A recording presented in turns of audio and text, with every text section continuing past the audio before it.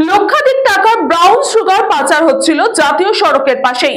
অভিযান চালিয়ে গ্রেফতার মালদা পুলিশের জালে পাচারকারী। মালদার গাজলে আবারও পুলিশি অভিযানে বড়সড় সাফল্য পাওয়া গেল। মালদার গাজলে জাতীয় সড়ক ধরেই পাচার হচ্ছিল লক্ষাধিক টাকার ব্রাউন সুগার। গোপন সূত্রের খবরের মাধ্যমে গাজল থানার পুলিশ অভিযান চালায় গাজলের কদুবাড়ি মোড় এলাকার 12 নম্বর জাতীয় সড়কে। সন্দেহজনকভাবে বিহারের একটি গাড়িকে চিহ্নিত করে সে গাড়িতে তল্লাশি অভিযান চালানো শুরু করে পুলিশ। পুলিশি অভিযানে আসে বড়সড় সাফল্য। সন্দেহজনকভাবে আটক করা গাড়ি থেকে উদ্ধার হয় 513 গ্রাম ব্রাউন সুগার, যার আনুমানিক বাজার মূল্য প্রায় 50 লক্ষাধিক টাকা। গ্রেপ্তার করা হয়েছে আপাতত দুজনকে, যার মধ্যে রয়েছে একজন নাবালক। ধৃত দুজনের নাম রাহুল কুমার, বয়স হচ্ছে 25, এবং আরেকজন ছোট কুমার, বয়স হচ্ছে 15 বছর।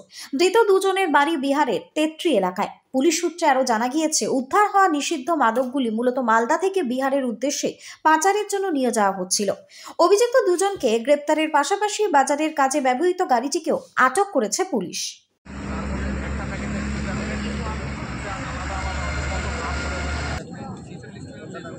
513 ग्राम।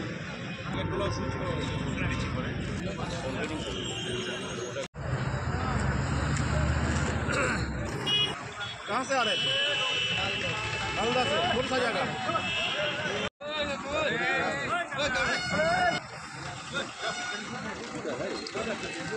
मालदा থেকে অশ্বিনী গুপ্তার রিপোর্ট, নিউজ বাংলা।